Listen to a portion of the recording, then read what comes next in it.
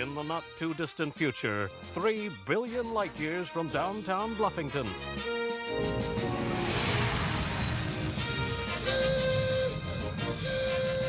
This is our last chance to save the people of Grimlaw 5 from the Chipmunk people, Lieutenant.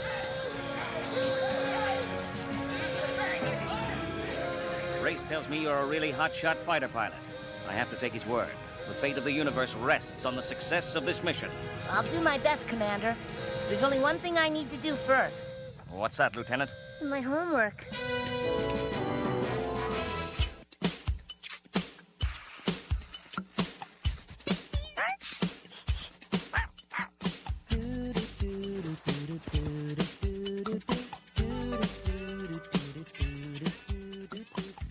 Good morning, space monks. This is Big Orange Couch, the 90s Nickelodeon podcast, where we talk about all things 90s Nickelodeon. My name is Joey.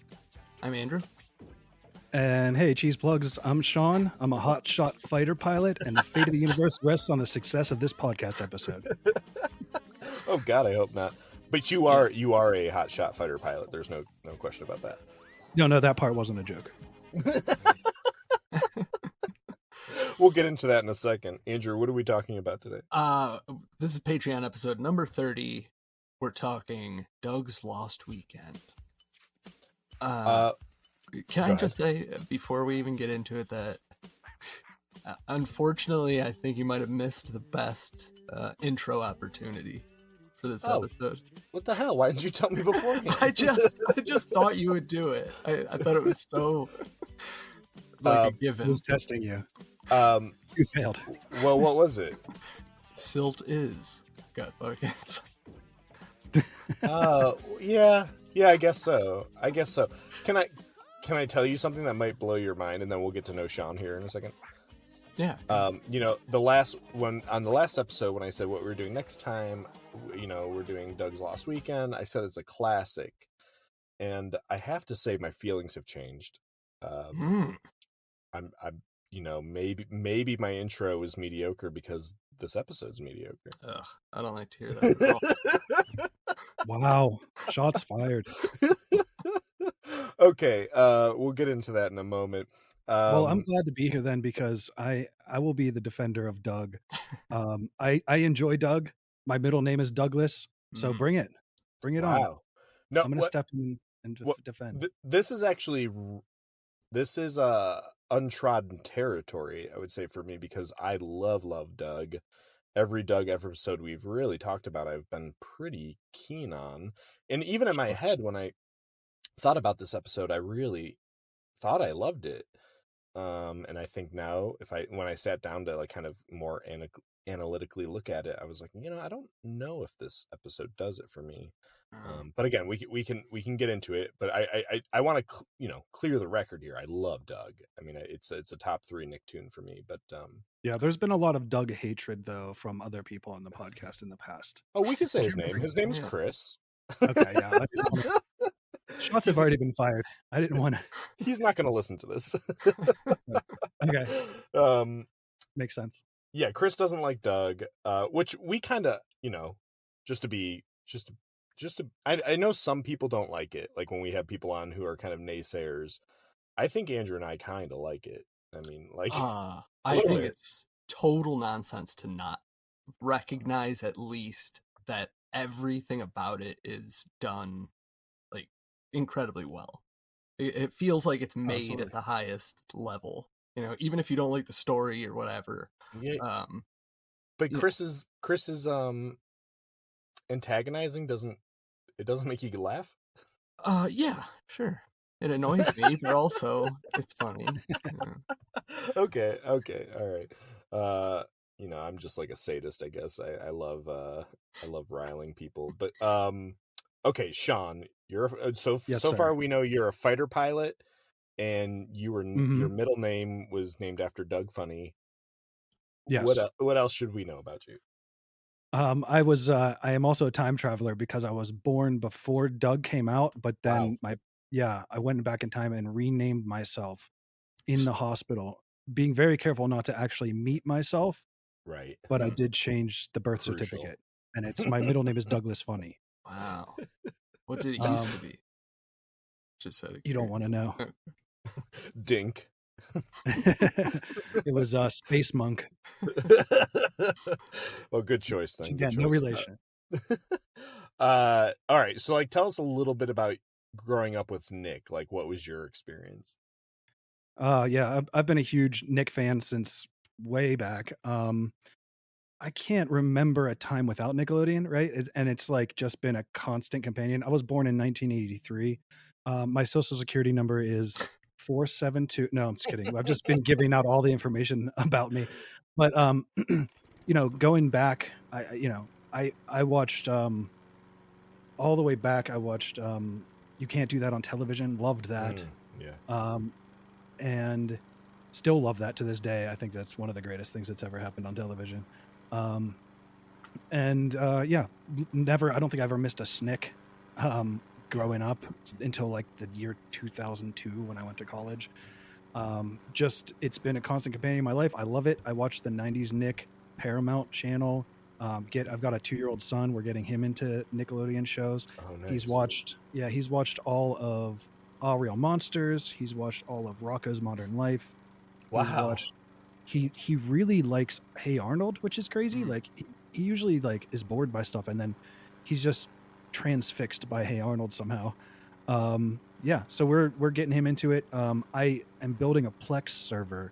I've been buying a bunch of DVDs and ripping them down, and I just want to own them, right? Just instead of streaming. And my plan is essentially to make a 90s Nickelodeon streaming channel that will serve up random episodes and like random commercials from the 90s and stuff like that, and then I can just like fire that on and let my kid watch it. I guess Wow. Paramount kind of beat me to the punch, but but they're missing so much stuff. Yeah, and they don't have the old commercials, which I don't even know how I'd get a hold of those, but that's why I'm on this podcast, just to ask you guys for all of your materials. So that's the only reason. It's all audio, but no, that's an amazing idea. Something that would just kind of flip through. Oh yeah, I just love Nickelodeon so much. It's the anti-Disney, right? It's not like talking down to kids. It's like standing at their level and talking to them like peers and just kind of like celebrating their kidness and their kidneys. It's such a cool thing that they kind of like let kids like, you feel like you own it, right? When you're a kid. Yeah. I think that's we've identified for a while that like there wasn't really anything else quite like it, where it felt like you were in on, whether it was true or not, which probably only like partially true. You were in on the programming somehow, or that the programming was specifically being catered to what we wanted. And I think it was, and really cool. Sure. Now, Sean, I hope you appreciate in the background here, you mentioned to us that you typically listen to us while you're cutting the grass. Yeah. So while you've been talking here, I've just had the soothing sounds of grass being cut. I hope that creates some kind of weird semi-reality for you if you ever listen. I do back to this appreciate episode. that. And Joey, I don't know how you did it. You're some sort of strange wizard magician, but I can also smell the grass. So that's weird. Yeah. Good. It worked. And okay. Good on you there. I've just have a handful of grass that I've been stuffing into my microphone, so that's awesome. Okay. Is that how that works? Yeah, that's pretty That's much a it. fancy microphone. Yeah. Andrew, last week I was like, is there anything you've just been wanting to talk about? And you kind of shouted out this episode as one you've been wanting to talk about. Like, what is it about this? I think this is one of those episodes that just like, especially as a kid, really hit home. Where it just felt like I've done maybe not this exact series of events, but like something in this realm, like I think maybe I shouldn't speak for everybody, but I think everybody pretty much has had that like day where you wake up and at least for like the first 10 seconds you think, oh, I gotta go to school or work, and then you realize you have the day off, and it's just like that feeling, and I think that this episode kind of embodies that feeling really well. That is a pretty great feeling.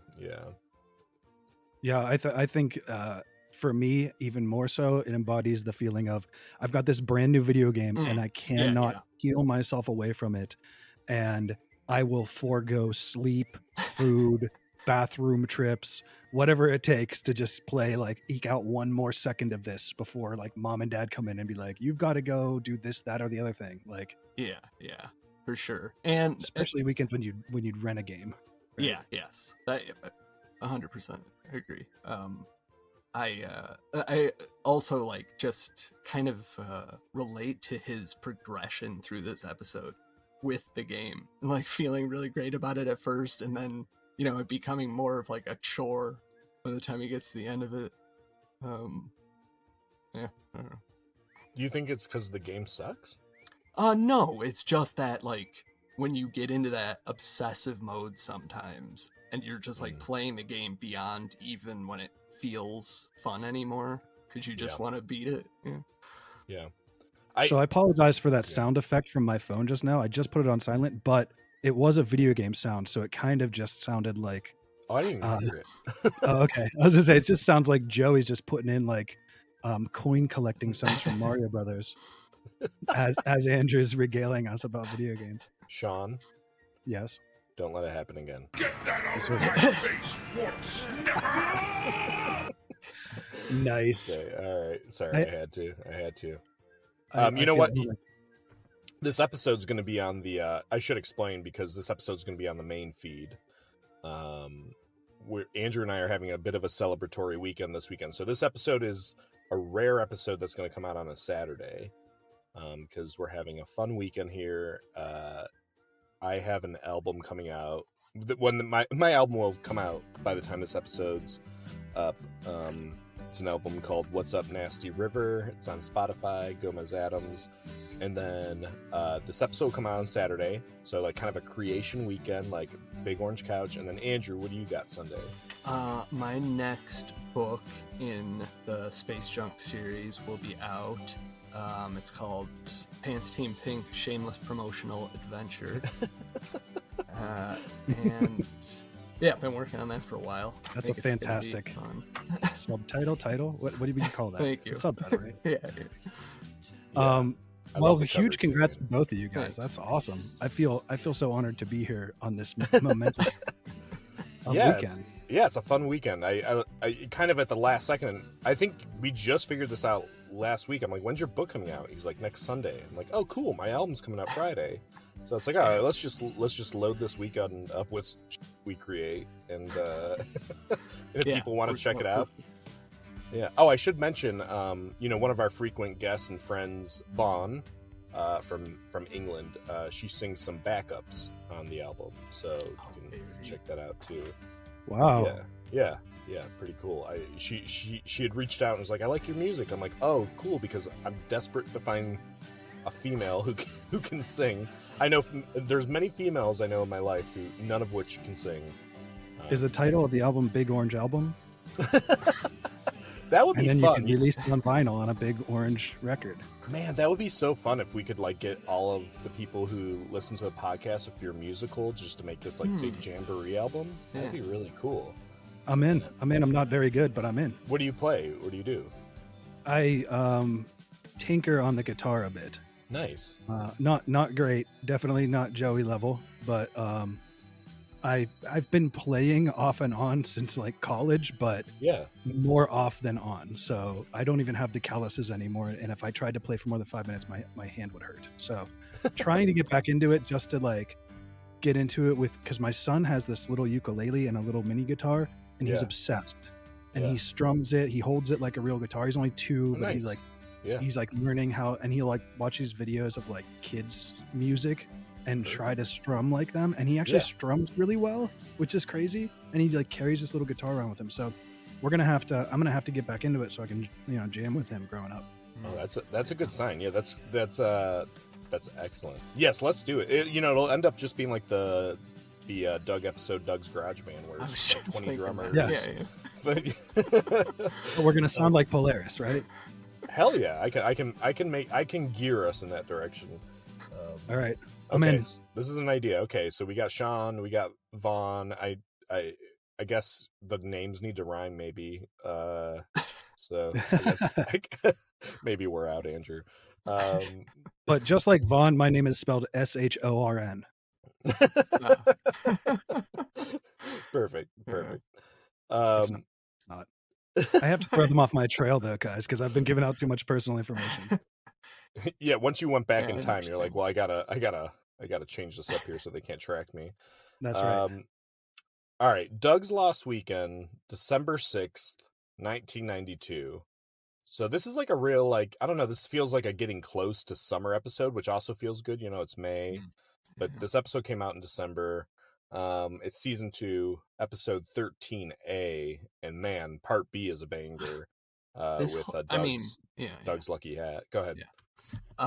I mean, I guess you disagree, but to me, this is like one amongst the best 2-part Nickelodeon episodes. Yeah. That would be, you know what?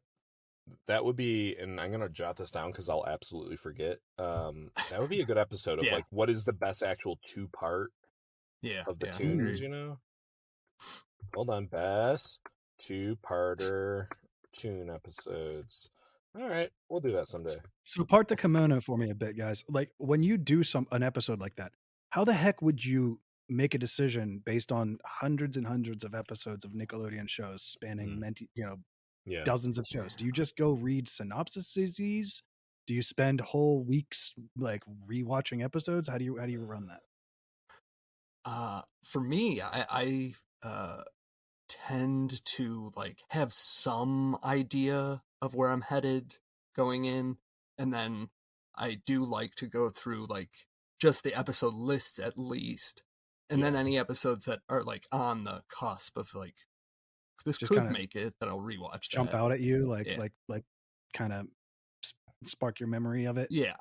Sure. And for like favorite lists, it's, you know, I'm not gonna go and dig through Cat Dog, and I'm not gonna, you know what I mean? Like there's stuff I can just really easily eliminate. And so then, yeah, you know kind of already what you need to focus on. Like, you know, if we're doing a best 2-parter tune episodes, I'm going to dig through Doug, Rocco, but I already have a sense of what I like, you know, Hey Arnold. Sure.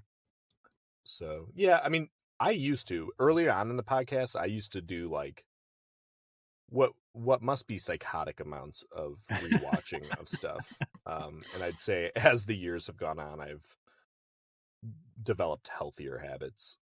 Joey, I think you may have said this before, or maybe I just get the feeling that you're very much an Excel man. Like spreadsheets. I think you have like spreadsheets of your favorite ice cream. Like you've got spreadsheets of like every like sporting event you've ever been to, and like which ones were the best. Not quite that specific. I am a list maker. Okay. You know, I enjoy Letterboxd very much for this reason of categorizing albums films, and Spotify for albums and playlists. For Big Orange Couch, I don't know if I've ever talked about this. I have a Google Doc that I've used since day one. It's titled BOCER, which originated as, you know, a Big Orange Couch episode review, but it's just slowly gathered every piece of information we've done over the years. From so BOCER is not a spin-off podcast where you rewatch ER. I've been trying to get Andrew to do it, and he hates George Clooney. But it has every. Come on. Oh brother, where art thou? You can't hate George Clooney. No. We're cool. We're cool with the Clune Dog. Yeah, it's got every rating. Clune Dog. It's got every. Why am I hungry for a corn dog suddenly? Every name an episode. It has every song we've used in an episode, our drafts, write an episode. So like, yeah, this is just a living, breathing doc that I can kind of always go back to and refer to. So anyway, long-winded, but Great Scott! It's also a living, breathing doc. Sorry. Very good. Love it. Okay, wait. So guys, we've never talked about December of 92. Okay. So you guys want to hear a little bit about that month in history? So much. Okay. All right. We're 20 minutes in. I promise people we're going to get to Doug. Okay. Okay, so December of 1992, NBC announces that Cheers will be going off the air in May of 1993. To me, that would be a big deal. Now, maybe not then, but that feels like almost just like the second super important show to kind of go off the air after MASH, which I didn't really watch, but I'm just people were into it. Oh, for sure. Look, if you ask me, Cheers was getting off the air just to make room for the much superior show Frasier. Well, I can't argue with that. That's for sure. All right, you two can get out of the way. You two can get a room. All right. U.S. President George H.W. Bush orders 28,000 U.S. troops to war-torn Somalia. The third Billboard Music Awards are that month. The big winners: Whitney Houston, Garth Brooks, and Dr. Dre. Three kind of major athletes are born. If you're from Cleveland, a relevant one would be Johnny Manziel, who is our quarterback and head case. If you like basketball, a guy named Malcolm Brogdon was born, who I don't even know who he plays for anymore. He played for the Pacers and the Celtics. I don't know. And then another NFL quarterback, Carson Wentz, is born that month. So a couple athletes. TV, but two shows I'd never heard of started that month. The Jackie Thomas Show, which was a sitcom, looks like on ABC maybe, and then another sitcom on Fox called Shaky Ground. You guys know either of those? No. Great. This is electrifying stuff. But it was a big month for shows that ended that month. Speaking of Back to the Future, the Back to the Future animated series ended that month. I was wearing a Back to the Future t-shirt yesterday. I had to look down to make sure I wasn't wearing it. And speaking of which, and I'm sorry to cut you off again, but I am wearing a shirt here that says "Forgive Them, Lazarus," that my very good friends Joey and Andrew sent to me, and I got in the mail the other day, and it was an incredible surprise. I had hope in my heart that something when I opened this, it would be something great. I could not have hoped for something this. This is shot to the top of my t-shirt list, and folks, it's comfortable. So Betty Ann tier, get there, be there. Yeah, we just dropped the price. It's $12 for Betty Ann tier, and I have to say the shirt is cool, but again, and I've said this, if you're on Patreon, you've heard this already a bunch, but this next thing coming out is like, it's the thing. I feel good about it, but I also feel like some people are gonna just inevitably be like, yeah, like whatever, big deal. But they're wrong. Some people are gonna be blown away, I think. Yeah, sometimes it's okay to be wrong, and that would be a time that you're wrong. If it's better than this Lazarus shirt, then you've done a good thing. This is incredible. We're trying. Yeah.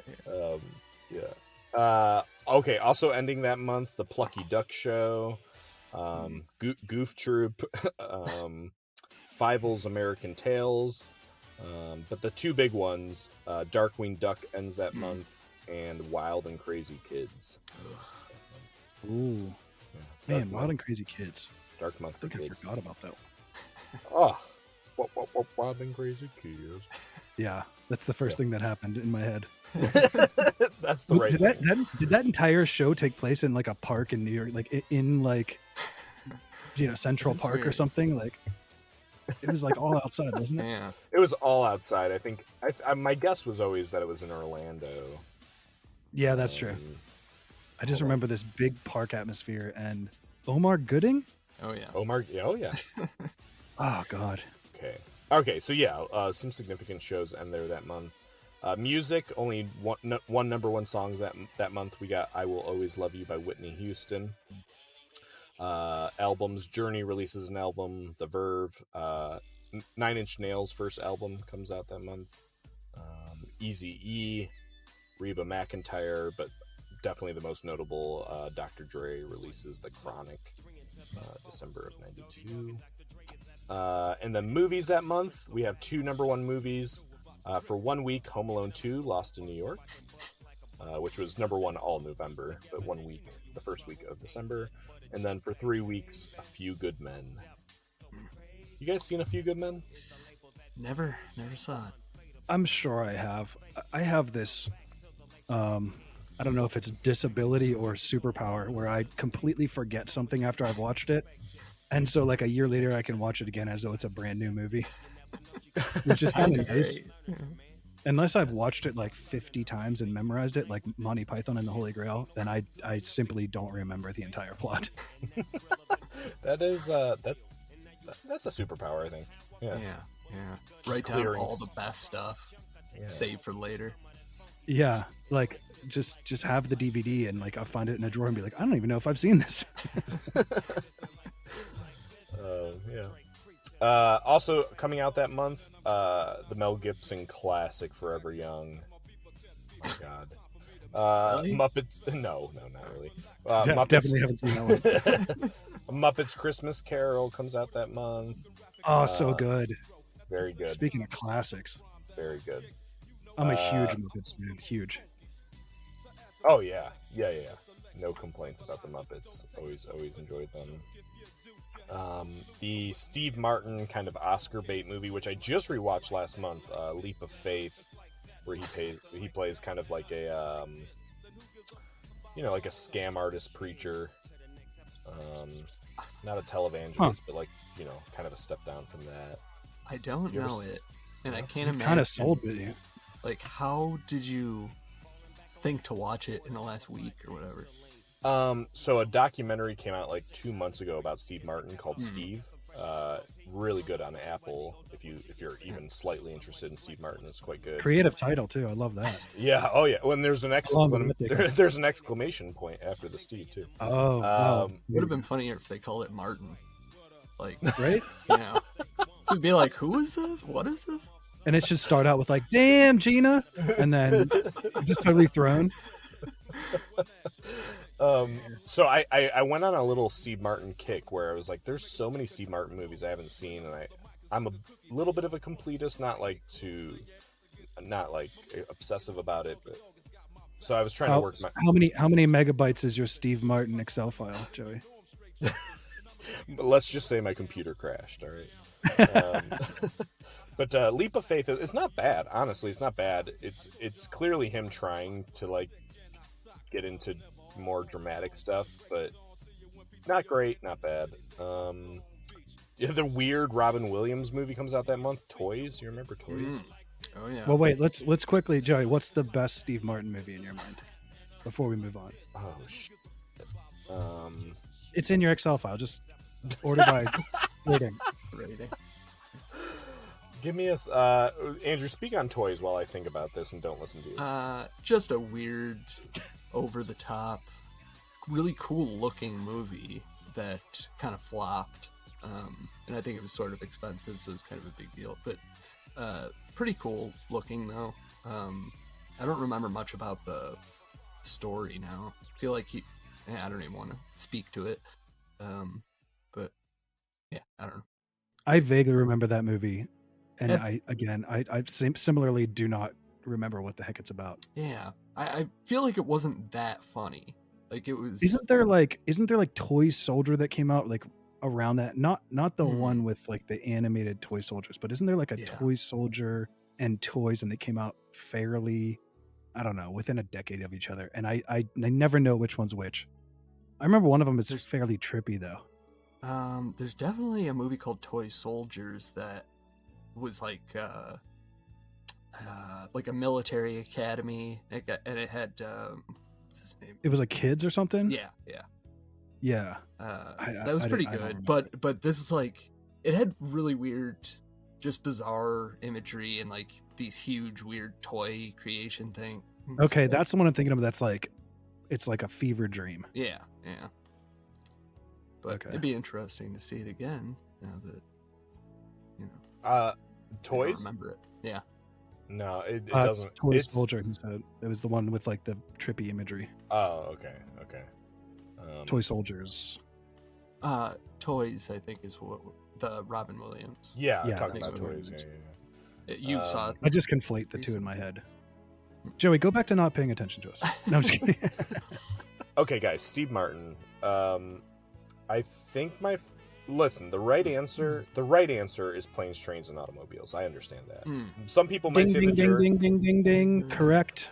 Well, that's not what I'm going with. Some people might say the jerk. Some might say Three Amigos, and I do like those three a lot. I think my personal favorite is Dirty Rotten Scoundrels. I think it's the one where he's the funniest. I don't know if I've seen that one. Yeah. Refresh my memory. What's it about? That is with Michael Caine. Both he and Michael Caine are con artists, and they're pretty much like getting in each other's way because they're both like trying to con the same people. This takes place in Europe. It's very funny. Like Steve Martin is kind of outrageously funny in it. And Michael Caine's Michael Caine. But I think, like when I was rewatching some of this stuff, I'm like, man, like Planes, Trains, and Automobiles, so funny. John Candy, an absolute treasure. But Steve Martin's not always like the funny part of these movies, which is always interesting. I really like a movie called All of Me, which is kind of like someone's soul getting stuck in someone else's body type movie. My Blue Heaven's outrageous, where he's like a mobster. Steve Martin as a mobster is just so stupid that it's funny. What's that? Sounds stupid. Cyrano de Bergerac one. Say what? Oh God, where he has the giant nose. Yeah. Oh, Roxanne. Roxanne. I'm not putting it up for best Steve Martin. I'm just. You like that one? No, not really. Oh. I mean, that nose is wild. That is wild. Yeah, I watched Parenthood. That's an extremely horny movie. Like I for some reason I think I was like in my head thinking Parent Trap or something, or Cheaper by the Dozen. And right. Parenthood is a very just a very up there movie. Father of the Bride is a classic. But I think I was literally just thinking Father of the Bride, Joey, and I was just remembering the latest episode of this Frasier podcast I listened to. Andrew, listen up. It's called We're Listening. Highly recommended. A couple guys in England. But the latest episode that they rewatched and released is Father of the Bride. Wow. Oh, okay. wow. Cool. Sorry. It is quite good. It is quite good. I'm being paid by them to come on and plug their podcast. Well, tell them to get on the Betty Ann tier, damn it. Yeah, exactly. No, there's a lot of like weird little Steve Martin movies, like Novocaine, where he plays like a psychotic dentist. Mixed Nuts was kind of a weird Christmas movie. Even like the bad ones, Bowfinger, which I think actually a lot of people love. Even his bad ones are kind of like still charming enough to watch, and Three Amigos really does hold up quite well. Three Amigos is amazing, but the right answer is what you said at first, which is Planes, Trains, and Automobiles. It's a perfect movie from beginning to end. You could change 0% of it. Like if you changed any piece of it, you would ruin it, right? Like you wouldn't be 100% anymore for me. That's one of my upper echelon 100%, platinum perfect movies, right? Yeah. It's just so good. And John Candy, it's always amazing. My God, it's just the best. Yeah. Okay. Anyway, I've taken us down an insane. I made the mistake of saying the movie title "Leap of Faith," and here we are. Also coming out in December of '92, "Scent of a Woman" and what's his name? Robert Downey Jr. movie Chaplin. Video games, 1992 of December. We got Dune 2 is released. I think again, I'm guessing on computer. Probably. Yeah. Mega Man 5 is released in Japan and the US. Also. And Fatal Fury 2, whatever that is, also comes out. So that's a little bit about December of 1992. Guys, we must talk about Doug's Last Weekend. Oh my God. Before we get into Doug, though, I think we need the stereotypical Doug transition sound.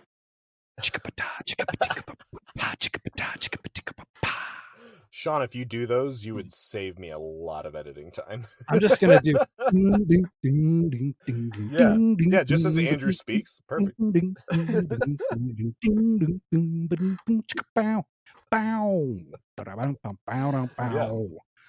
Sorry, go on. Okay. Somewhere out in space, 3 billion light years from Bluffington, the imaginary space commander tests Doug with saving the universe. Right after he finishes his homework. Oh yeah, we know that already. Sometime earlier, Doug and Skeeter visit the computer store at the mall when the unexpected happens. Dear Journal, it was the most typical day ever. Little did I know I was about to have a rendezvous with destiny. I was about to become a 10,000th customer. Congratulations, young man! You're a winner! They gave me the latest in video games, Super Pretendo. It came with the latest game, Space Monks. Go get 'em, Doug!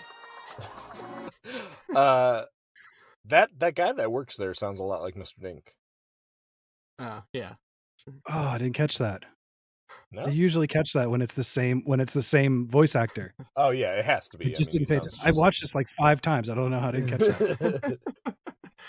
I mean, this $10,000 thing is a little ridiculous, or 10,000th customer, but yeah, somehow it feels okay to me. That's such a 90s trope, isn't it?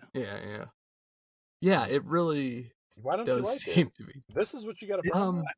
No, I feel like just it's never happened. It seems like a little bit outrageous. Also, he didn't actually buy anything. He just kind of walked in. Yeah. Oh, that's true. You're not a customer until you buy something, right? That's a good point. Like, you can't just be counting everybody that walks in the door. Otherwise, especially at a mall. Yeah, is this place been open for like 4 days? What's going on? It's the grand opening. They're already giving us a video game system.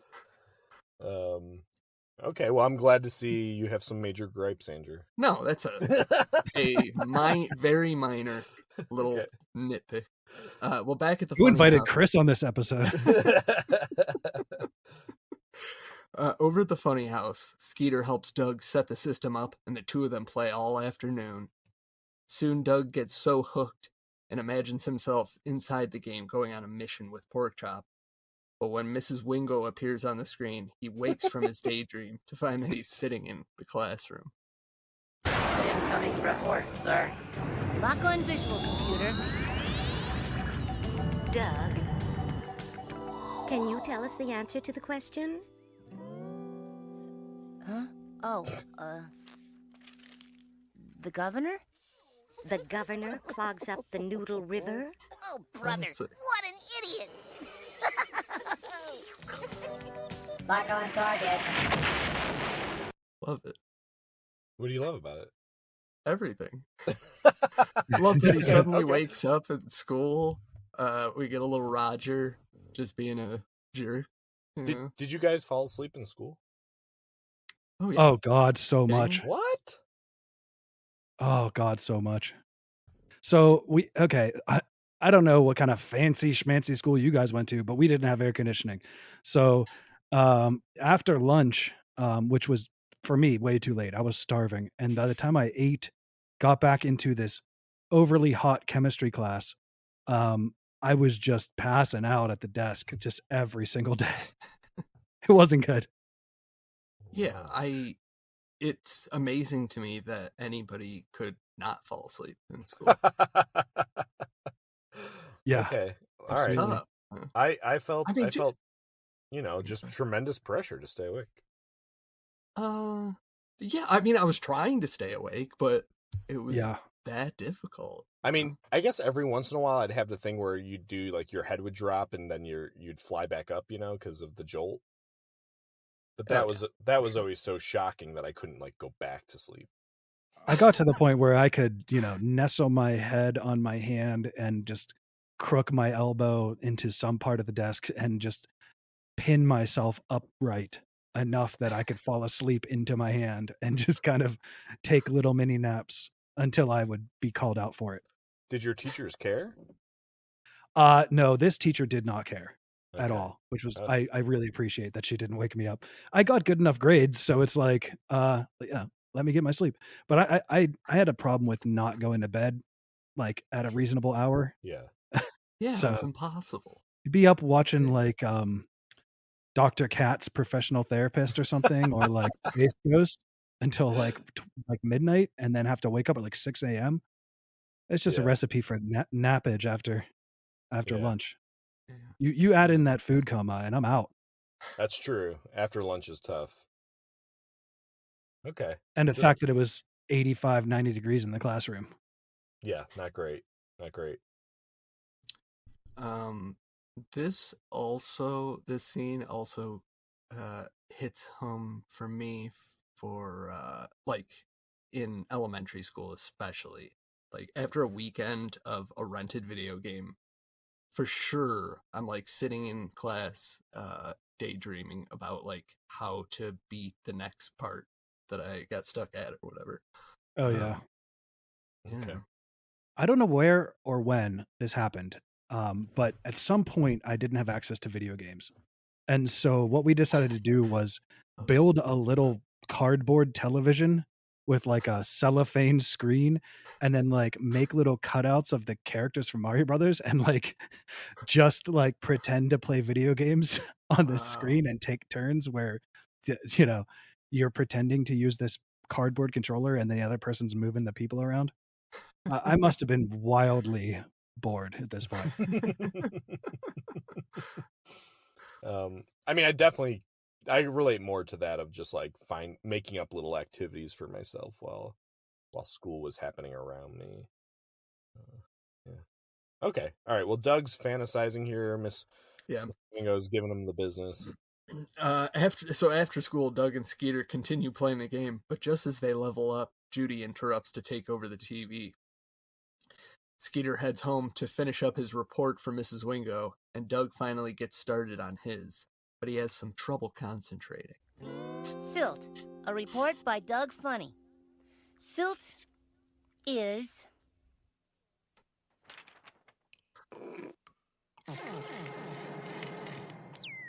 Huh?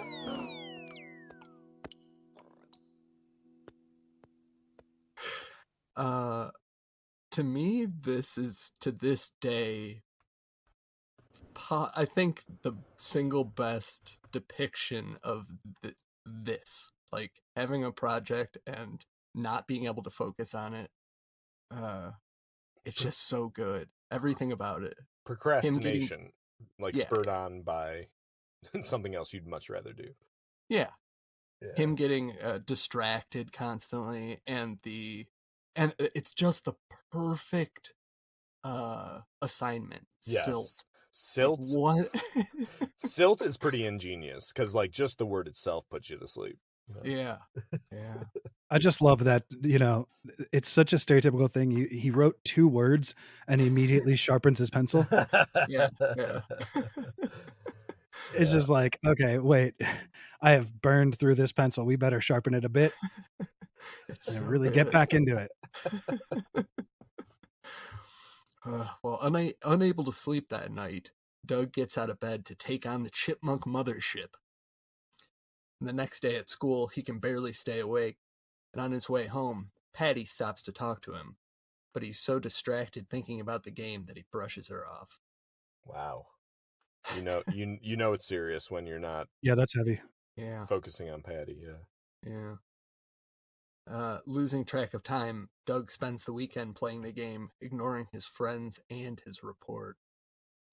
Is there 10 fantasies in here somewhere? This is just a very fantasy heavy segment, and those are rarely my favorites. Okay.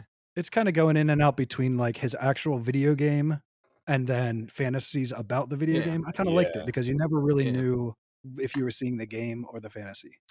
Yeah, I like how it's weaved in here. You guys think this game looks good? Oh yeah. Oh, I think this game looks terrible, but we'll talk about it. Well, let me say at least that I like the actual look of it. It looks like a Doug episode.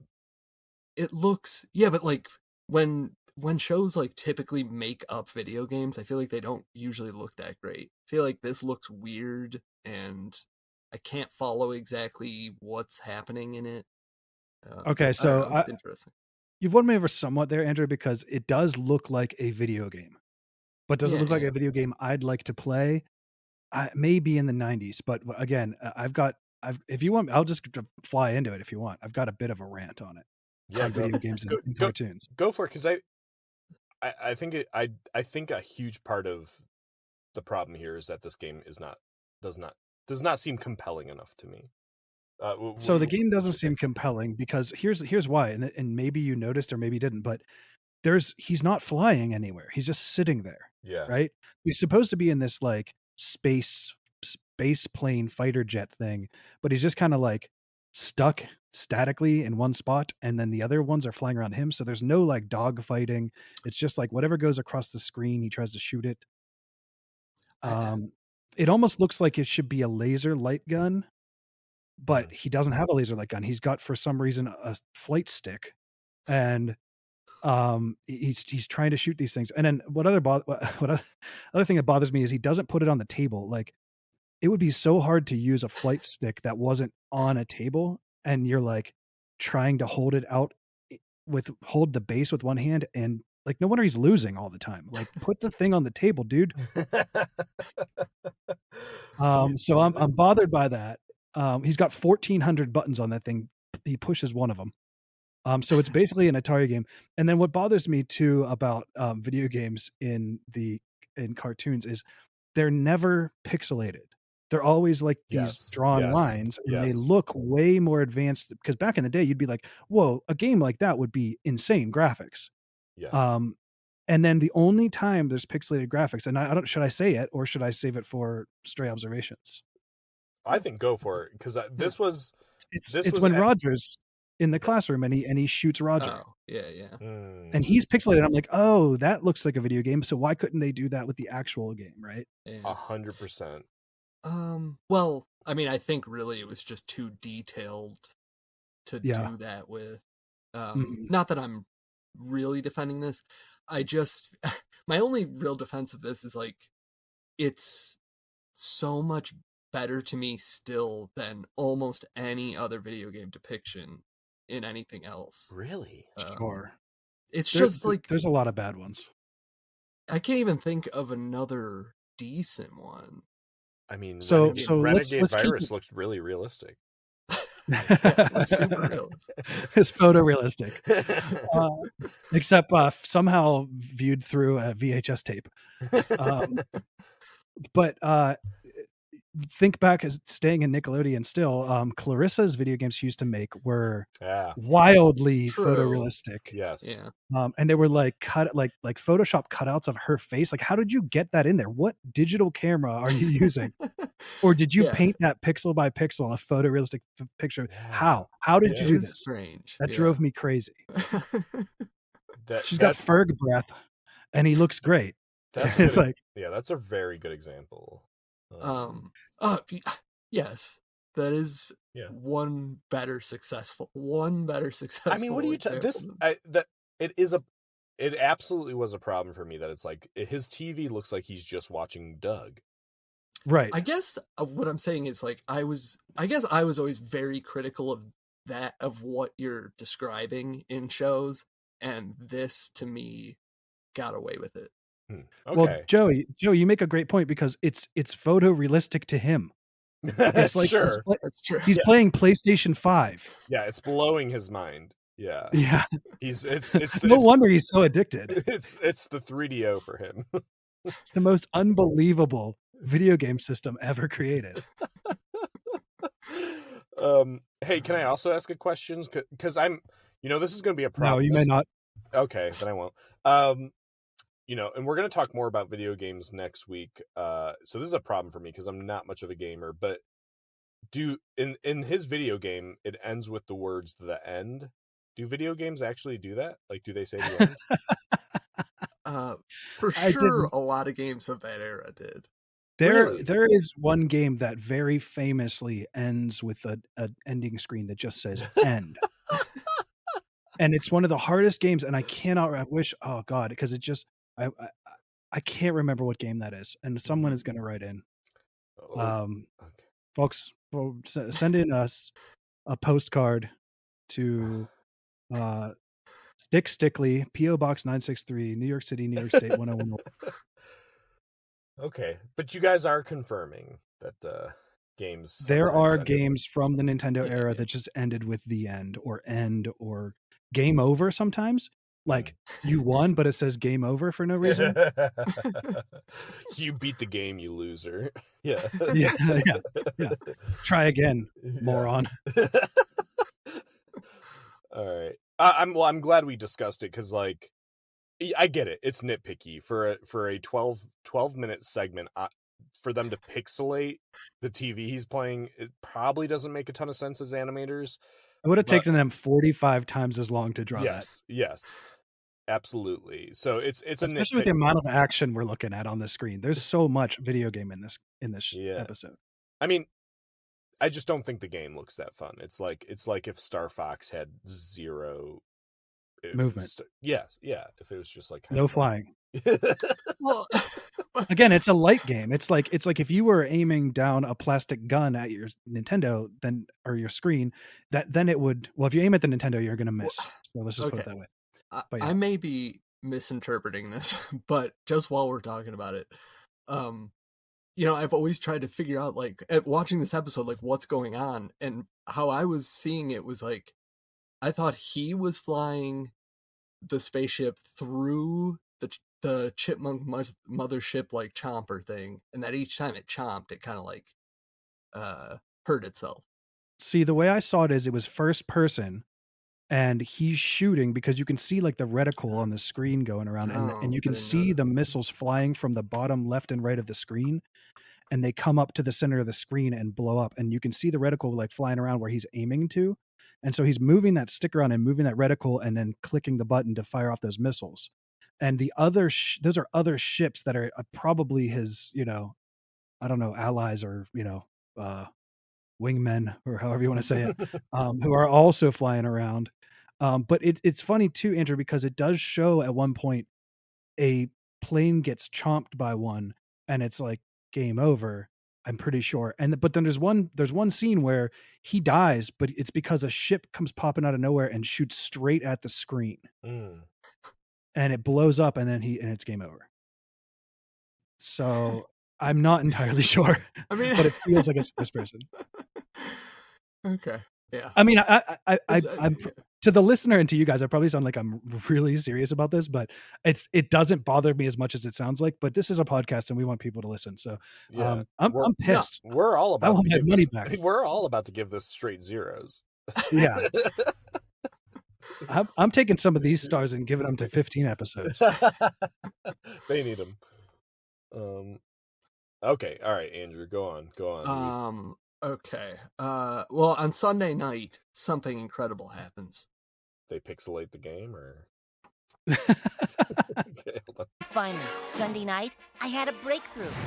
I destroyed the chipmunk mothership. I won the game. I won? I won! I did it! I won, Pork Chop! The end. The game was over. Suddenly, there was nothing left to do but my report. The weekend was almost over, and all I had written so far was, Silt is.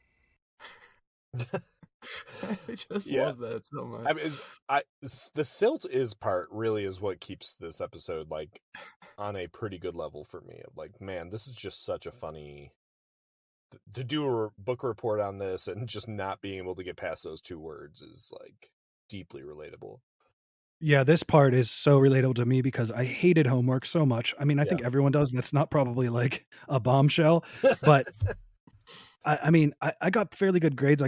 Did well in tests, but I just wouldn't do my damn homework. I couldn't do it. Like, I have video game systems. I have clay to play with. I have, Legos or Lego blocks. Sorry, everyone. why would you give us homework? It's like in all of Europe, they think homework is the most insane idea ever. Like, just teach us in school. Let us be kids when we get home. Come on. And I would always wait to the very last second to do any reports. It was like, I have to have like 2 hours left to start. Yeah. It wouldn't happen. And by the way, I just want to jump back to the end thing. Throughout the game, this guy comes in, like commander or whatever, and he's like congratulating him on every mission. And then at the end, he's just like, yeah, whatever. Yeah, good work, I guess. Yeah. Listen, I'm with you guys. This episode's not that good. I'm not with you on that. Despite all of those arguments, I still love it. Carry on. Well, the next morning, Doug wakes up to discover that he's late for school with his report still unfinished. He rushes over to the school, imagining himself as a video game wino begging for another game. I like this little... Video game wino is a great phrase. Speaks to me. When he spots Mr. Bone, he runs off, and Skeeter finds him hiding in a dumpster. Boy. Doug tells Skeeter to go to class without him, but Skeeter reveals that they don't have class on Sunday. So he's just off a whole day on the weekend? Yeah.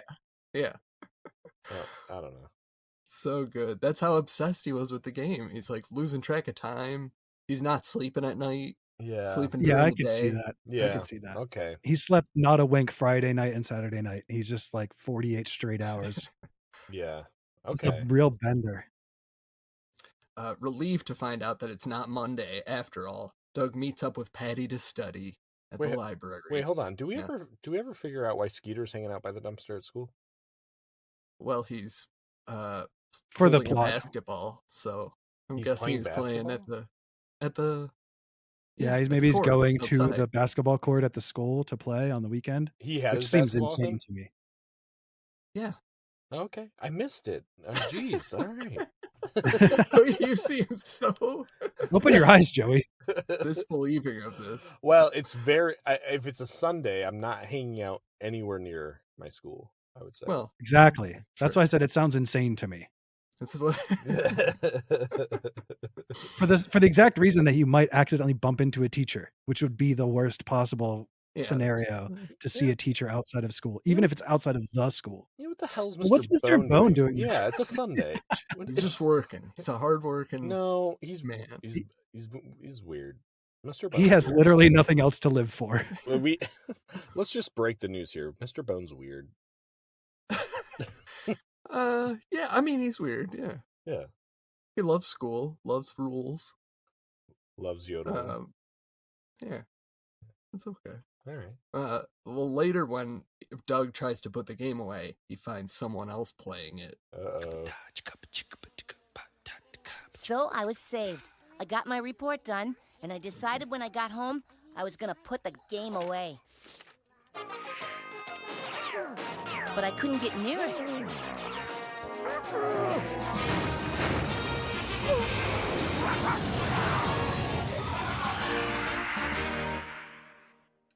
Pork Chop's like, you do so little in this game, even a dog can play it. Wow. I'm thinking very highly of Pork Chop. I'm sorry. No, Pork Chop's a legend, no doubt. Sorry, no disrespect. No, it's a kind of a classic Doug ending here. Yeah.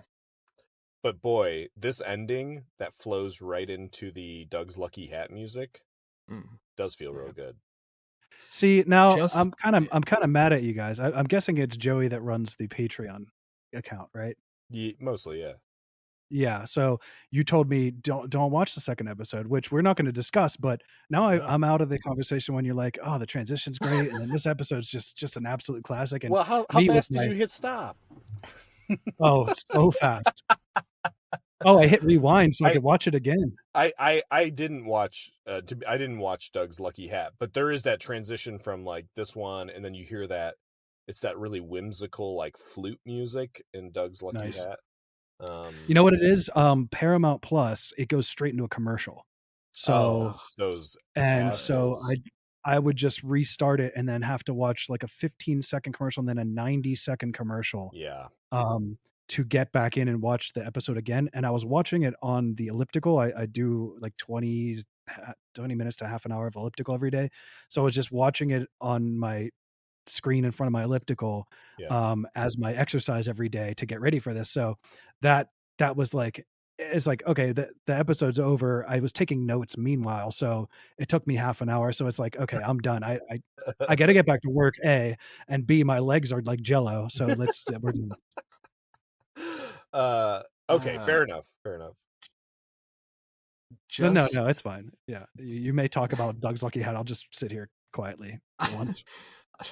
Just hearing that music is like transportive. Really incredible. Yeah. Such a good episode. Well, we can't talk about it. No. No, don't talk about it. I mean, I hope we do. There's a time and a place for that. I don't know. There's other Dougs I feel like we got to get to. I mean, absolutely. That's one of them. Are you kidding me? Yeah, that's like one of the top echelon Dougs, right? It's like maybe 18th on my list to get to. That's just insanity. I think it was number 2 on my all-time list. It was number 2? I believe so. Yeah. Jesus. What was your number 1? Hamburger Boy. Oh, well, that's fair. Okay, that's good. All right, let's talk about some of the stuff that went into this. Hi, this is bios, trivia, ratings, and stray observations. Yeah. I took a look at Mrs. Wingo. She was voiced by Doris Bellack. This character was based on Jim Jenkins' elementary school teacher. This Doris also voiced Tippy Dink and Ruby Valentine, Skeeter's mom.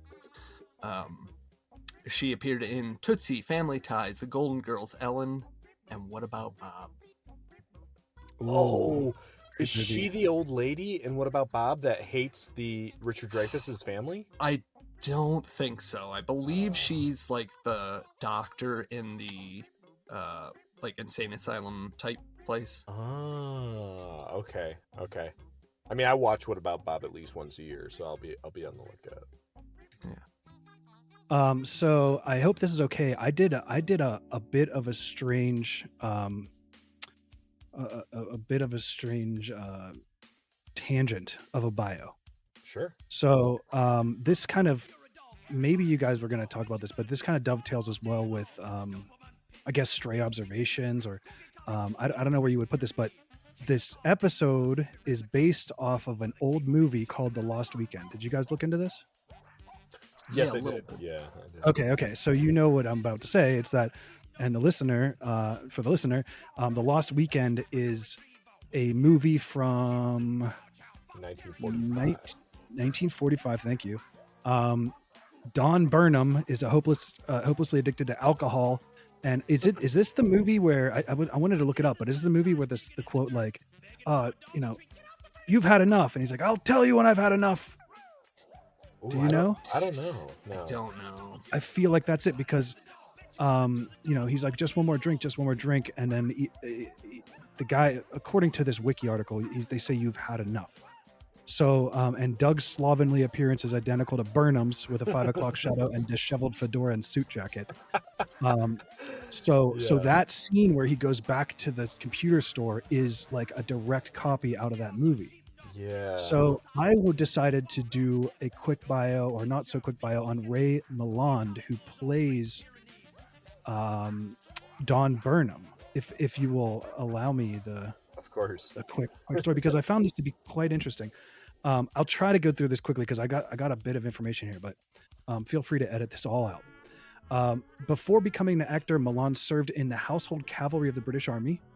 He was a horseman and airplane pilot. In 1933, so he was from Britain to the United States back and forth for all of his life. But in 1933, he was offered the job of an assistant manager at a Shell gas station in California. As he passed by the gates of the Paramount Pictures on his way home, he was approached by a casting director who offered him a 2-week contract at 10 times the salary of the assistant job because there was an injury to another British actor who had left the studio The guy had left the studio looking for a replacement for this British actor that hurt himself, right? So Milan goes in, and he had some acting gigs before this, but he goes in and takes an acting role like from a dude running out of the Paramount and being like, we need somebody. You. Whoa. I don't understand it. Okay. So then Milan takes the role, ends up acting with George Burns and Bing Crosby in this movie. Right. Yeah. 1939, while he's working on the movie Hotel Imperial, he suffered a near fatal accident on the set because he decided he was going to, because he's a horseman, he decided he was going to ride the horse for the scene himself. And he was making a scripted jump on the horse, and his saddle came loose, and he flew into a pile of broken masonry. He awakens in the hospital. He's got a badly damaged left hand and a 3-inch gash on his head and a concussion. So he also is a fan of woodworking. So he also slipped and put his hand into his own saw and cut off part of his thumb and severely damaged his tendons. This is going to become important. So fast forward to him taking this role in The Lost Weekend. He's just a comedic actor. He's got no experience in serious dramas. So he's got this concern that he's going to just overact and, look like an amateur. So he decides he's going to try and act drunk, like actually drunk.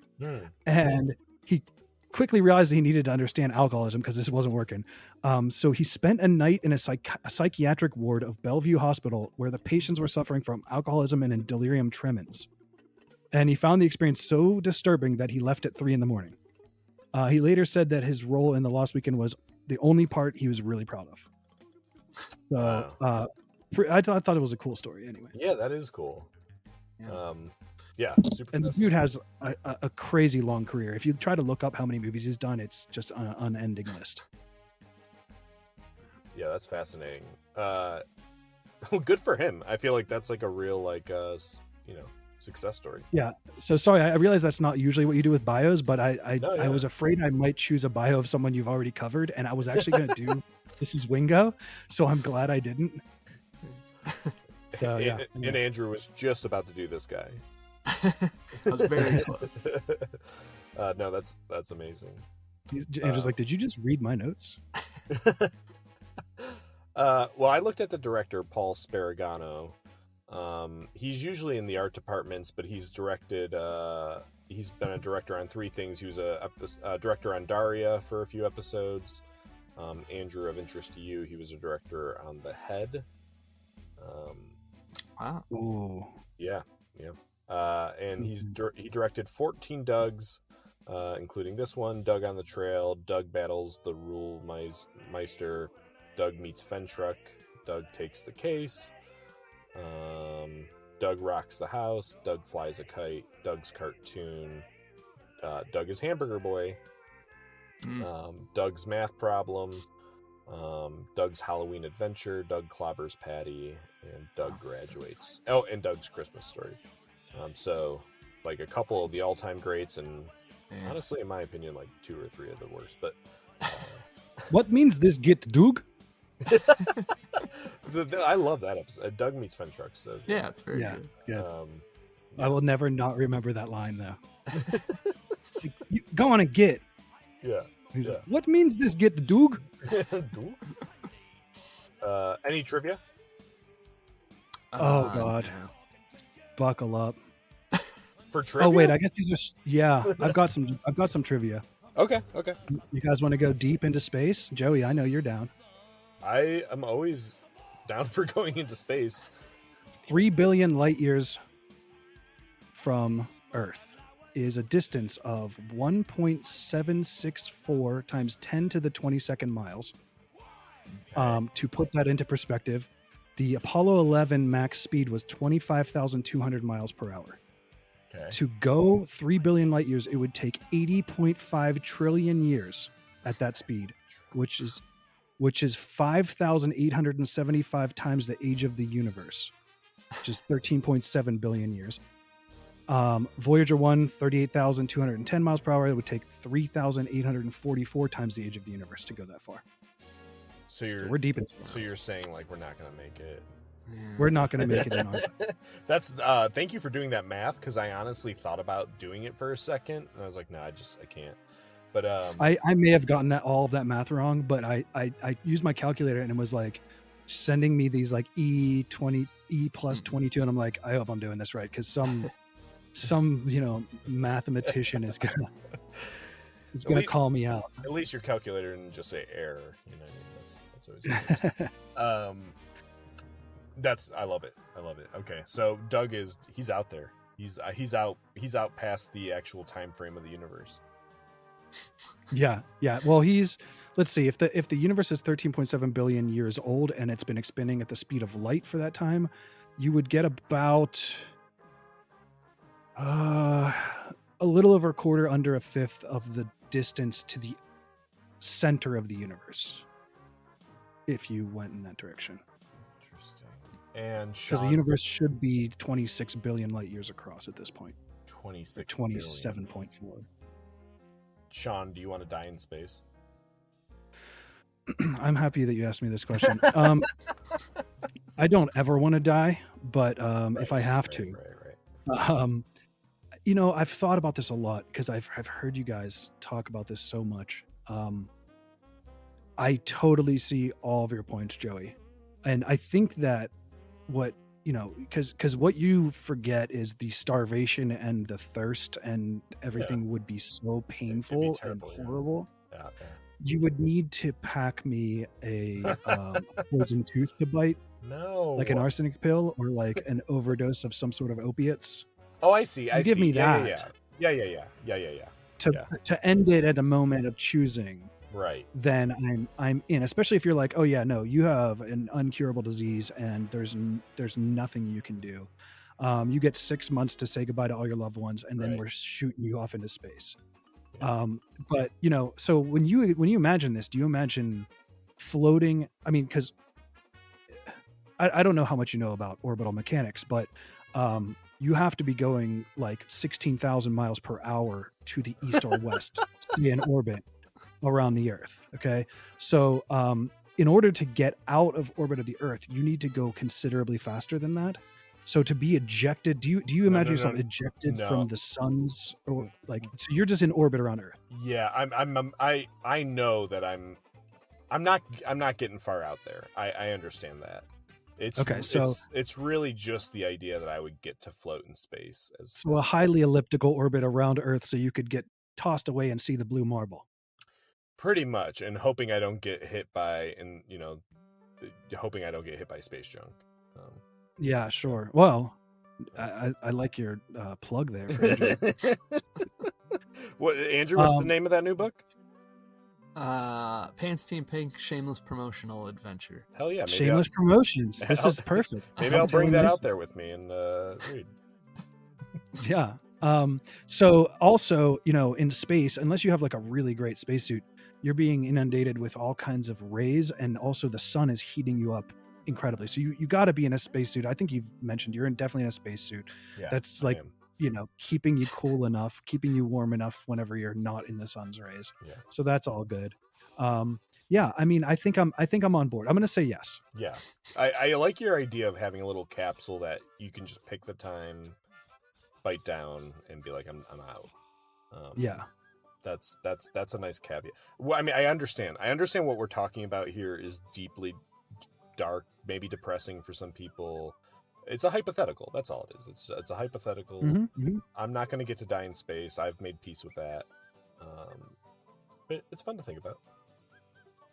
You know what? I'll put in a call to Elon Musk, and we'll see what we can do. Yeah. Thank you. I appreciate it.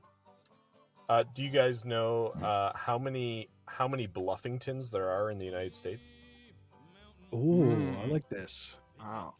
Boy, okay. 2. I'm gonna say 7. Okay, Andrew, you're saying 2? Yeah. There are 4 Bluffingtons in the United States. The 2. Yeah, there's a Bluffington, Pennsylvania, a Bluffington, Georgia, a Bluffington, Indiana, and a Bluffington, Missouri. Wow, I should have known about the one in Pennsylvania. I'm in Pittsburgh. Oh, I don't think it's too far. I could be wrong, but I didn't think it was too far. Never heard of it. Looking at Doug, I feel like of those, it's either Pennsylvania or Missouri. I don't know. Yeah, I think that feels right. Okay. Any other trivia? No. I've got tons of stray observations. Yeah. Yes. Okay, well, let's go around and do this. Trivia. I think I'm out of trivia. Okay, let's go around. Andrew, start us off. Did you guys notice the shape of the space station that Doug's character is like stationed on? The shape? You know I did. Yeah. You know I did. It's an acorn. It's an acorn. Yep. Nailed it. Which seems like you're just baiting the chipmunks. Yeah. I mean, not a smart move. Sean? Okay. What planet does Doug need to save from the chipmunk people? Grimlore 5. Nice. Now, going back to space facts, what does that mean? Do you know? No clue. No clue. Okay. Do you know, Joey? No. Well, it would be the Grimlore star system, and it would be the 5th planet out. Huh. Do you know how many planets are in that star system? Oh, yeah, at least 12. Okay. No, I don't know. Oh, I don't okay, okay. It's just a made-up word. I got excited. I assume it's just. What's the name of the computer store? That's an easy one. Yeah. Go ahead. You can do. Computer Junkie. There you go. Okay. What's their Appropriate for this episode. what's their sort of like subtitle? Did you see it? Not subtitle, but what do you call that? Like their motto. Yeah. I'm not Did you sure. get it, Joey? No. Try and buy. Try and buy? Yeah, try letter N buy. Like you can go in there and try out the games, I Oh. suppose, before you do it. Okay. Okay. Which would have been my place to go in the mall. Absolutely. Did you guys catch the games that are on display inside the computer store? I saw the caught name him. of two. Go ahead, Sean. Yeah. Spacewalk, Yeah. Yeah. Spaced Out, Yeah. Bag the Nematode, Oh yeah. Sphinx, and then there were a pile of boxes that just said comput or compute without an E. Nice. Yeah. How'd I do? You got all the ones that I could get. Yeah. Okay. Yeah. Go ahead, Sean. So let me think. What's a good one? Okay, this one's kind of a tough one. Let's see if you guys get this one. Space Monk logo locations. Where was the Space Monks logo seen? And bonus points. I mean, first of all, what was the Space Monks logo, and where was it shown? Jeez. No idea. And I only mean like singular use cases, if you will. Yeah. It doesn't have to be every single one. I mean, definitely on the TV and definitely on the game box. I think. Yeah, the game cartridge. That's all I can. We didn't see the game box, I don't think, but we saw the cartridge when he Or puts it in. the The Super Pretendo Nintendo, box. yeah. Okay, so he also puts in the game cartridge and the logo's on there. As you said, it's on the TV. It's the kill count, and then Doug is awarded a medal that is the logo. His character is awarded the medal, I guess, in the game. Yeah. There are 4 different distinct locations. I saw it. Nice. Guys, what's the painting in the living room at the funny house? Andrew? Oh, that's a good question. All these maybe years like- watching Doug. What is it? Somebody in like a fishing boat fishing? No. It is a field with either a cow or a bull in the middle of it. Yeah, I'm pretty sure it's a cow. Okay. Yeah. Oh. You checked between the legs. Just had a cow feel. There's a lot of detail in Doug. Yeah. You really take the time Yeah. to draw the small details. Did you catch what insulting name Doug calls the game's villains? Yes, and it's so hilarious. Joey, go ahead if you have. No, it. I don't know. He calls them nut suckers. Nutsuckers. I missed that. That's the greatest. Before I realized that it was chipmunks, I was like, what kind of random just blue, like what is happening to Doug? I'm still surprised they got away with it, even with the chipmunks. Yeah. Yeah. He says, and if I may, It was a typical operation. Mop up 12 or 13 nut suckers, boom, boom, boom, and then back home for a few low-gravity buddy bars. Sean, go ahead. Okay, I'm gonna save my what I think is my best one. Did you notice what the enemy ships are shaped like? No. Oh, nutcrackers. Yeah. I didn't even put that together until just now. I only identified 2. We see 2 book titles for Doug's book report. Did you catch them? The books that he specifically was using to do his report? Yeah. Yes. Okay. I caught more than 2. Ooh, okay. Andrew, do you have any? You can go ahead. Yeah, first. I've got 3. Okay. I saw the Silt story, the Saga of Silt, and Maths with an S. Yeah. Maths is in his house. There's also Silt and You Exploring Moon River. And then on the back, apparently, it says, "Up to your ears in silt?" ? And then there are more books, if I may. Does anyone have any more book titles? No. I think I'll save this one because this dovetails with a different question. So I don't know whose turn it is. Okay. Judy interrupts Doug's daydream. What Shakespeare is she watching? I am sure you know this one, Sean. I have every note. It's Act 2, Scene 2 of Romeo and Juliet. Yes. Sweet, so would I, yet I should kill thee with much cherishing, is how it starts. Yes. Yeah. How long was Doug's school day in his head? At some point he mentions I've been in school 87 so hours or something? Yeah. Yeah, good job. Okay. Do you know how I remember that as a boy from Pittsburgh? No. Sidney Crosby. Come on, baby. Hockey? Yeah, you guys don't have hockey. No, we don't have hockey. we got a minor league team. It's not too late to become a Penguins fan. Well, we got the Monsters, baby. We'll welcome you on board. All right, go ahead, Sean. Okay. Let's see. Oh, by the way, speaking of the Shakespeare on Ice, I felt like the voice sounded like Judy whenever he gets woken up, but then it's like the TV talking. So I swear that must have been Judy's voice actor doing that. Yeah. Which, I mean, choose a different voice actor. Like, that's too close to the person who's about to talk anyway, right? I don't know. Yeah, no, it's a good note. What was the river that was, according to Doug, clogged up by the governor? The name of the river. Noodle River. Yeah, nice. Yeah. Okay. And by the way, a side note, it said government. He reads government and then says governor. Yeah, I noticed this one. What time does Doug's school day end? 2:58. Sorry. Yeah, I started saying it. Weird. So weird. Well, our day ended at 2:47. Whoa. So weird. In high school. Hell? I don't know. I think they were trying to keep us on our toes. Yeah, we were definitely at 3 o'clock sharp. Yeah.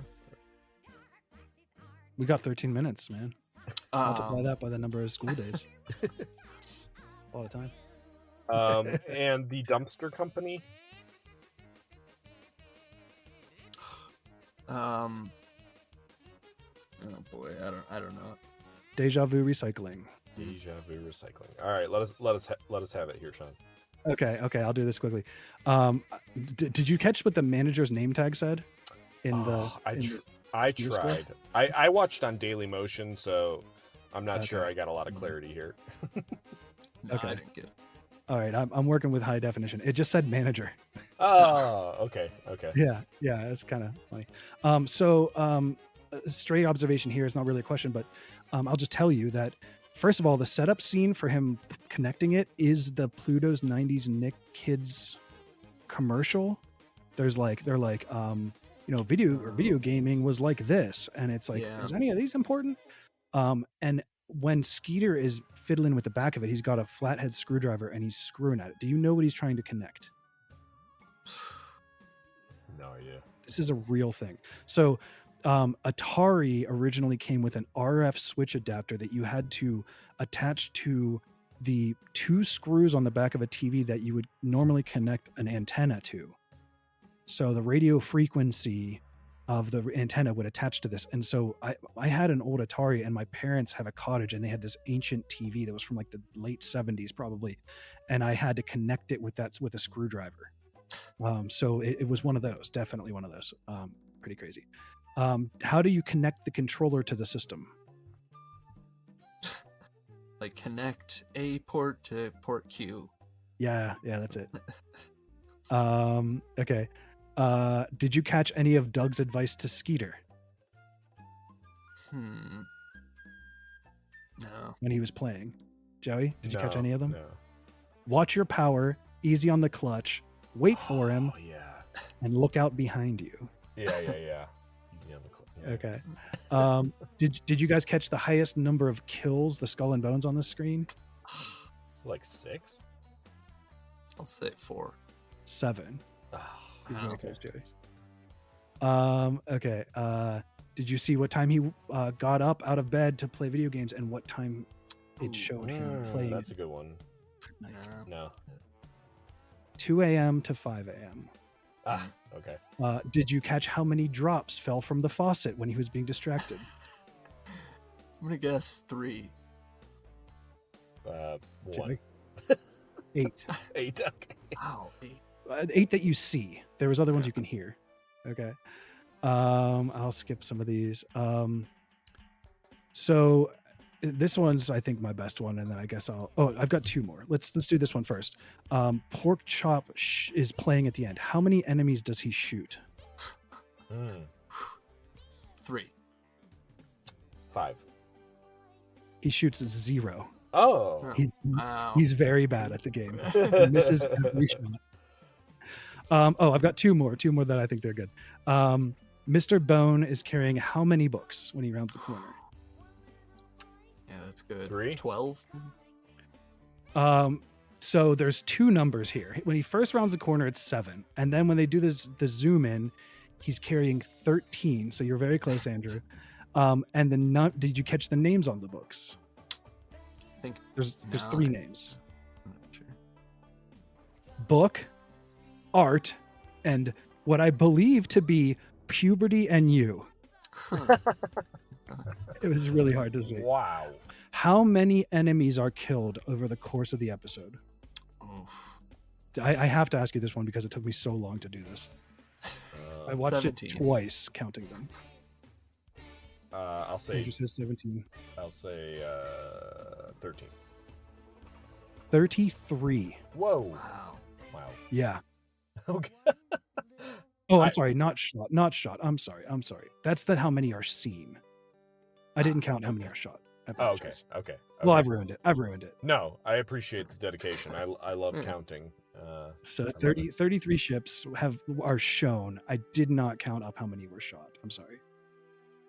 You do not have to apologize. I love this type of let's do one more. Let's do one more number one you can guess. How many very bad chipmunks are waiting for Doug after school? 12. 12.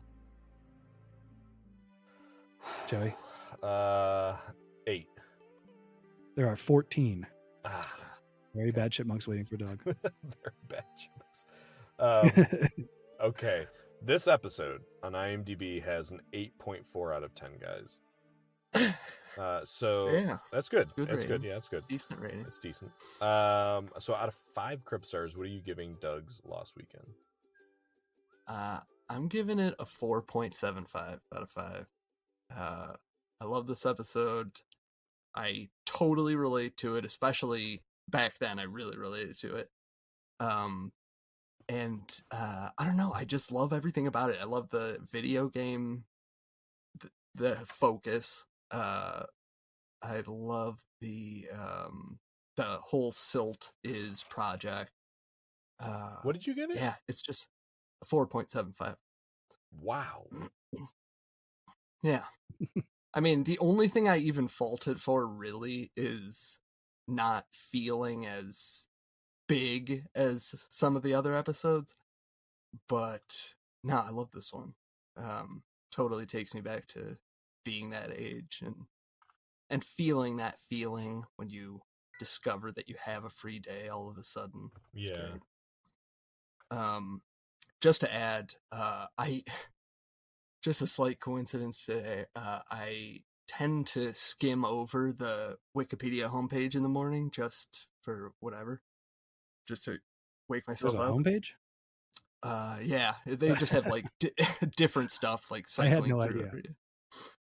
Well, today one of the things was a type of snail, and this has got to be like under, I don't know, maybe like the third time in my life outside of Doug that I've seen the word silt used.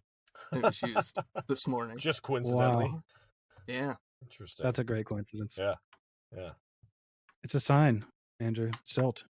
This Silt in episode's you. just powerful. Well, Yeah. it's something. It's the Silt saga. 4.75. I knew you liked it, but I'm still sort of shocked. What are you giving it, Sean? So this is where I wrestled with it a bit, and I have to check back in with you guys because I know you've answered this before, but now I don't remember. So do I base this on all of the oeuvre of Nickelodeon? Am I talking about, am I rating this up against the best Pete and Pete episode and the worst 15 episode, which is also the best 15 episode? Sorry, guys. Is it, what am I, or is it? I've stopped doing that. I've stopped doing that. I rate it just purely on like in the moment how I feel about I feel about it as like an individual thing. Well, then I'm going to give it a 4.5 Krebs stars. 4.5? 4.5.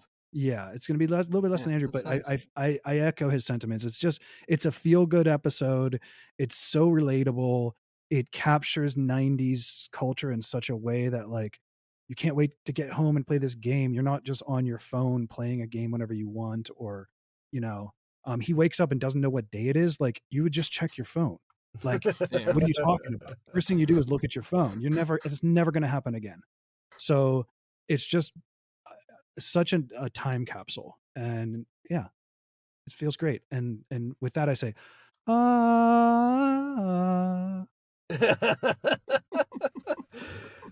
yes, you Fred Newman is he's out there smiling somewhere.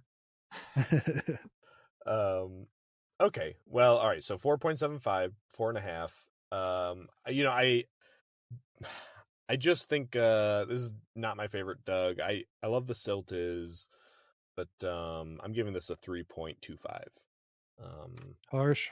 That's crazy. I don't know though. I don't know. Like if we just look at my preferences, I'm pretty well on record as not loving the Dougs that are heavy on the fantasy sequences. This segment is pretty fantasy heavy. I think the video game sequences are like, I just think this video game looks boring and not. Yeah, I love space, and I was still like, God, get me out of this game. So it's really like the Silt is procrastination parts that I love here. Unfortunately, that just doesn't do enough for me. I'm sure the fact that I'm not a gamer holds a little bit of a probably, I think maybe I'd enjoy it more if I could relate to that aspect more, but I don't know. In my head, I remembered loving it, but now watching it as who I am today, I was just like, I'm not sure this is top tier Doug. Jeez. I think Joey's rating is entirely to do with his horror over watching the wholesale slaughter of the chipmunk people. The political protest. Leave the chipmunks alone, people.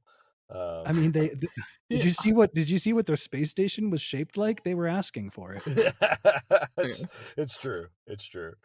I do just want to also say the twist is pretty satisfying to me. Yeah. That it turns out to be, that it turns out to be Sunday. Yeah. And it was done well, so that it's like impossible to guess, but as you're watching, when you go back, that's fine. It's it's fine. It worked. Totally worked. It's fine. Get out of here.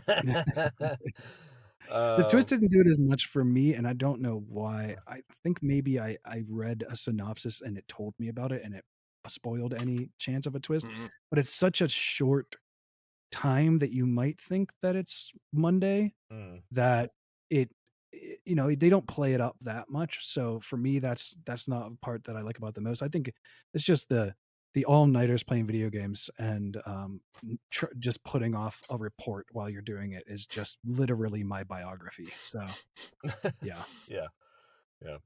All right, guys, let's name this episode.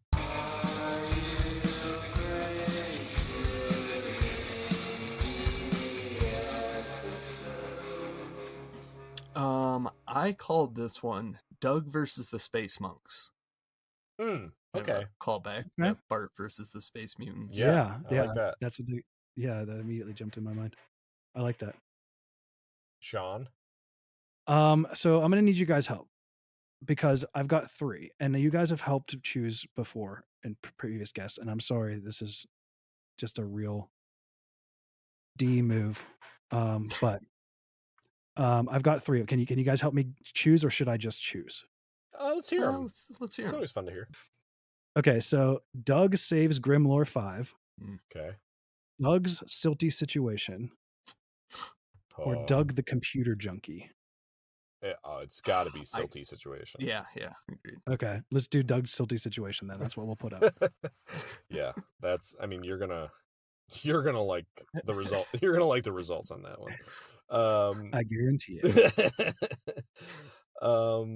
Okay, I went with Doug's spaced out. Doug is spaced. You know, maybe I don't like the plural. Go back Maybe to the I'll say game Doug is spaced out. Well, Doug apostrophe S spaced out, right? I know, but it's Doug's spaced out is. It almost has like It's like almost sounds like the possessive. Sibilance. Like, Sibilance. Yes. his space. Yes. Sibilance. So I'm thinking like Doug is Hamburger Boy. In this case, Doug is spaced out, you know. Okay. It's gonna lose. Go back around. Doug versus the Space Monks. Doug's silty situation. And Doug is spaced out. We'll post those. Our last 2 polls here. Big win by Colin for Shung the Terrible with 3 lizards and a dinosaur baby. So And the Gruesome Gourmet poll. Right now, Andrew, you and I are tied with the tale of the pea brain people eaters and the tale of the freezer dream. May I come in with an alternate Sure. name for that episode? Sure. Only Toast for Breakfast. The tale of Only Toast for Breakfast? Yeah, sorry, the tale of Only Toast. Because that was the scariest thing that happened the entire episode. These boys come running down, and their mom has ready for them a delicious, hearty breakfast of 2 slices of toast each. And what is happening?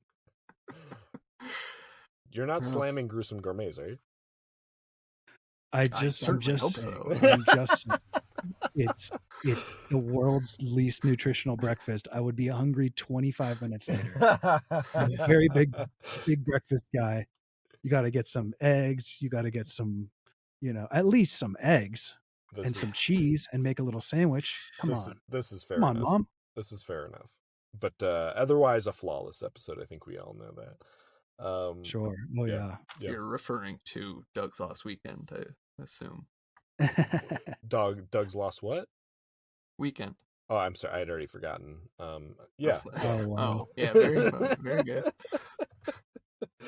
Well, Andrew, we're not done talking. We're not talking. You have to watch it. We're not done talking about video games. What are we up to next week? Next time we're going to talk our favorite 90s video games. Yeah. Yes. This was a request by our buddy Joseph and our buddy Max, who is, I think, a legitimate gamer, right, Andrew? He loves playing video games. He's going to join us too, and we'll talk our favorite 90s games. This could be console or computer, PC. So we'll bring our lists, our close calls, our Fergusons, and hopefully you guys enjoy that. Want to shout out all the people who are supporting us on Patreon. Thank you to Katie, Max and Melissa, yes, Matthew, Harry, Mark, Coley, Tara, Jason, Stephanie, The Grizz, Vince, Helen, Jason, Michael, Katie, Drunken Ronzo, Big Head. I wish more people on Patreon had like funny names, because we have like 20 Johns and like 3 Justins, but if your name's Big Head, I always know who you are. It's true. That is memorable. Justin, Mel, Grant, John, Rodney, Zach, Robert, Logan, Ben, Adam, Daniel, Colin, Kylie, Miguel, Mike, Stephen, Meg, Dasha, Jeremy, Ryan, Justin, Ashley, Jim, Corey, Zach, Scrump the Giant, Shay, Sean, you, shout out, Hey.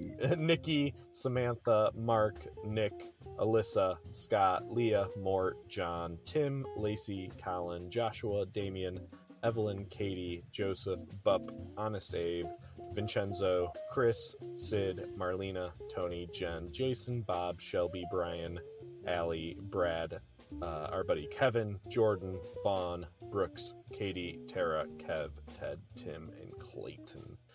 Thank you guys so much for supporting us.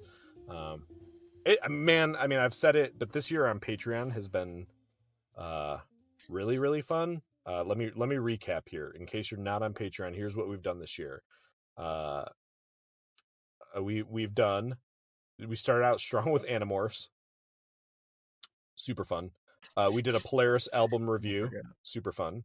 Unbelievable episode. And I sent in an audio message for that one as well. So this is the second time you'll be hearing me if you're a patron. Beautiful. Oh, yeah, that's right. That was the Waiting for October. Man, yes. We did favorite Seinfelds, The Tale of Jake and the Leprechaun, Time Tunnel from Pete and Pete. We've done 15. We've done Land of the Lost. We did a really fun 300th episode with Max and Melissa called 21 Questions. We just did Gruesome Gourmets, as we just noted. It's just been like, I think, a strong output of topics. Yeah, for sure. A lot of really fun stuff to talk about. Yeah. Whether you and I are good at doing it, I don't know, but the topics are good. Yeah, for sure. And the titles of that podcast episode alone are enough to listen. Okay. Yeah, thank you. And then listening to them, you might want to bump it up to 5. And then for a sweet T-shirt, Ben Yen. Yeah, thank you, Sean. Come on, guys. Speaking of fun, Sean, so much fun to have you on for the first time. Hopefully, not last time. Thank you so much for joining us. Yeah, it's been an honor. Thanks so much. This is a blast. Listening in every week, and I'm really pumped that you guys started the Patreon to bring it back to that, because for a little while there, it almost seemed like you guys were like kind of done with it, and I was getting kind of depressed. I was like, oh no, another great podcast is just, they're kind of like their life got in the way or whatever. And you're like, well, we got an announcement. I'm like, here we go. It's like, we're gonna do Patreon. I'm like, okay, yeah, I can get in on this. It's like, and you're like, oh, it's gonna be every 2 weeks or whatever you said at the time, and I was like, okay, all right, I'm in. I'm already in, because you made a joke earlier, but I listen to you guys when I'm doing yard work most of the time, and as a dad of a 2-year-old, that's like a vacation. Right? Yeah. So I get to just like unplug from my real world and plug into the 90s, and just I'm back there mowing my lawn in my own little world, and just, pure nostalgia being pumped into my veins. I love it. Thank you guys. Thank you, man. Oh, yeah, that's really nice. Yeah, thank you. Say one more time. Wait. Yeah. No, don't say anything yet. Sean, you said you had a podcast, right? Oh, yeah. Okay. It's a little stale at this point. When my wife was pregnant, we kind of petered out, and then when the boy was born, we haven't put an episode out since. It's not dead yet. It is on life support. We will eventually get back into it when I have some time to edit, because I'm the editor. It's called In Poor Taste. It's not very good. But so if you enjoyed listening to me on this episode, you will absolutely tolerate In Poor Taste. But it's kind of a goofing, we kind of just like BS for a little while, and then we do like some fake commercials, kind of a la SNL, or like an audio SNL, or like and no one outside of Pittsburgh would get this reference, but the WDVE morning show is a big thing. And actually, you guys would know Action League Now was created by the guys from WDVE. I wrote into you to tell you that one time, and you did read it on the episode, but I forgive you for forgetting. But they I think it was that they wrote it and created it and voiced a couple of the characters. So it's crazy for me to learn that later after loving that show, and then loving the WDV morning show in Pittsburgh, and then to find out later, like, those were actually the WDV guys. And it's like, I can't believe I didn't realize that. That's crazy. Yeah. So anyway, huge fan of those guys since I was a kid. So it's just it's goofing around. It's little segments and a lot of editing. So sound effects, music, and stuff. And we do like these fake commercials where we put a lot of work into it. Or Eric does a lot of the writing and I do the editing, and it's a lot of fun for me. I hope people enjoy it. But we have one listener, the only listener. So you're going to get that bump. You're going to get that import taste bump. check your numbers. It's going to go up by 1. Import taste. Heck yes. Awesome. Yeah, so check that out. Podsberg.com, spelled like Pittsburgh, but podcast. Very cool. Yeah, it was a stupid decision. All podcasts ultimately start as stupid decisions. Well, importtaste.com, they wanted like 10 grand for it. I'm like, you got to be joking. Wow. Yeah. No, you did the right thing. Yeah. So thank you for letting me plug it, and thanks for having me on. This has been an absolute blast, and I hope to do it again soon. Of course. Yes, us too. Yeah, it's been awesome. I'll see you next week for the video game episode. Nice. Just to remind you again before we leave, Joey's new album is out on Friday. Yesterday. Oh yeah, yesterday. We're recording this live, Andrew. It's Saturday. It's live. My album came out yesterday. It's called What's Up, Nasty River, and you just search Gomez Adams, like the character Gomez Adams, on Spotify. You'll find it. Nice. And, wait, today's Saturday? I thought today was Monday. Oh, I've got more time to do my book report. You've slept in. Oh my god. Your book report on which book? Yeah. Andrew, which book? My next book is out. It's Space Junk Book 4. Yeah. It's called Pants Team Pink, Shameless Promotional Adventure. That's out tomorrow. So check those out. Thank you guys. Yeah. This was great, Sean. And we hope we'll see all you silt suckers next episode.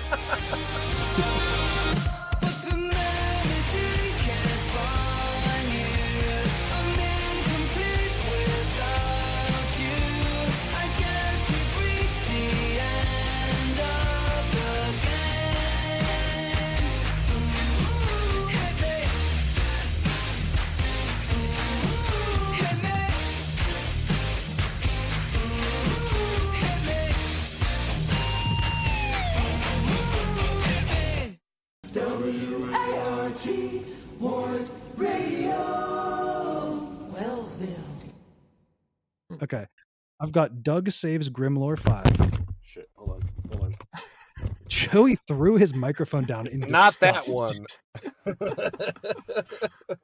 All right, so you restart, sorry.